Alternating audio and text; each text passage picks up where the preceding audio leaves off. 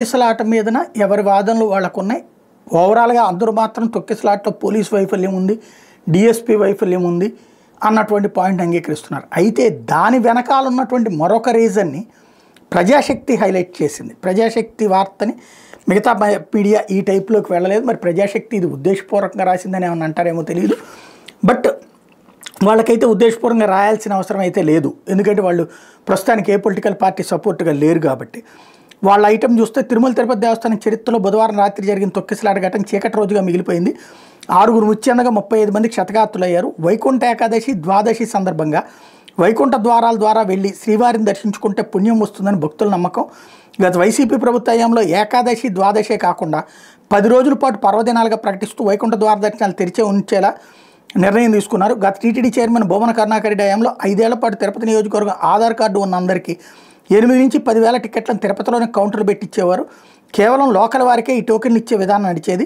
అయితే ఈసారి భక్తులకు నిబంధనలు విధించారు. టోకెన్ ఉంటేనే శ్రీవారి దర్శనం ఉంటుందని నెల రోజులుగా సమీక్షల పేరుతో ప్రచారం చేశారు. తిరుపతిలో 8 చోట్ల, తిరుమలలో 1 చోట టోకెన్ పంపిణీ కేంద్రాలను ఏర్పాటు చేశారు. భక్తులంతా తమ ఆధార్ కార్డులతో టోకెన్ పొందాలని భారీ ప్రచారం చేశారు.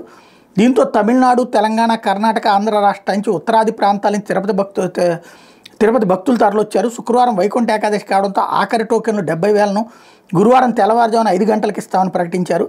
బుధవారం ఉదయం 7 గంటల నుంచే క్యూ లైన్లో భక్తులు నిల్చున్నారు. బైరాగిపట్టణంలోని రామానాయుడు హై స్కూల్లోని కౌంటర్ జాతీయ రహదారికి దగ్గరగా ఉండటంతో ఇతర ప్రాంతాల నుంచి వచ్చిన వాళ్ళంతా ఈ కౌంటర్కి వేలాదిగా చేరుకున్నారు. రాత్రి 8 గంటల సమయంలో భక్తులు రద్దీగా ఉండటంతో వచ్చిన జనాలను ఎదురుగా ఉన్న పార్కులోంచి తాళాలు వేశారు.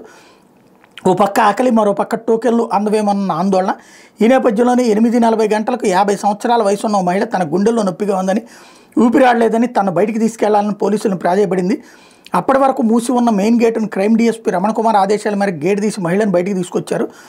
50 మంది జనసేన కార్యకర్తలు వాళ్ళంతా తమ వాళ్లను లోనికి పంపించాలని ఆ సందర్భంగా జనసేన ద్వితీయ శ్రేణి నాయకుడు డీఎస్పీని కోరారు. ఆ 50 మందిని లోపలికి అనుమతించారు.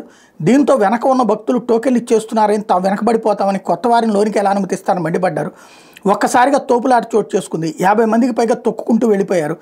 అక్కడే విశాఖపట్నం తాటిచెట్లపాలెంకి చెందిన లావణ్య, స్వాతి 37 ఏళ్లు, కంచెరపాలెం శాంతి 35 ఏళ్లు, మద్దెలపాలెం రజని 47, నరసరావుపేట రామచంద్రపురానికి చెందిన బాబునాయుడు 51, తమిళనాడుకి రాష్ట్రం పొలాచి గ్రామానికి చెందిన నిర్మల 45 స్పృహ తప్పి కోమాలోకి వెళ్ళిపోయారు. వీళ్ళతో పాటు అస్వస్థకు గురైన 35 మందిని బయటికి తీసుకొచ్చారు. అంబులెన్స్ కోసం 45 నిమిషాల పాటు వేచి ఉండాల్సి వచ్చింది. వేరే అంబులెన్సులు రప్పించి బాధితులను ఆసుపత్రికి తరలించారు. అప్పటికే 5 మృతి చెందారని నిర్ధారించారు. ఇదే ఘటన శ్రీనివాసంలోనూ జరిగింది. అక్కడ జరిగిన స్వల్ప తొక్కిసలాటలో తమిళనాడు రాష్ట్రం మేచారి గ్రామం సేలంకి చెందిన మల్లిక 50 ఏళ్లు ఆసుపత్రికి తీసుకెళ్లేలోపు అంబులెన్స్లో మృతి చెందారు. అయితే టీటీడీ చైర్మన్ మాత్రం డీఎస్పీ గేట్ తీయడం వల్ల ఈ ప్రమాదానికి కారణమని వెల్లడించారు. అలిపిరి శ్రీవారి మెట్టు మార్గాల్లో భక్తులకు టోకెన్లు ఇచ్చి టైం స్లాట్ ఇస్తారు. అయితే ఈసారి ఎక్కడ టిక్కెట్లు అనుమతించకుండా టోకెన్ల జారీ కేంద్రాలను ఏర్పాటు చేసి లోకల్, నాన్ లోకల్ వారిని అందరినీ రప్పించడంతో తొక్కిసలాట ఘటన జరిగిందన్నది జనవాక్యం అన్నటువంటి వార్తని టచ్ చేసింది.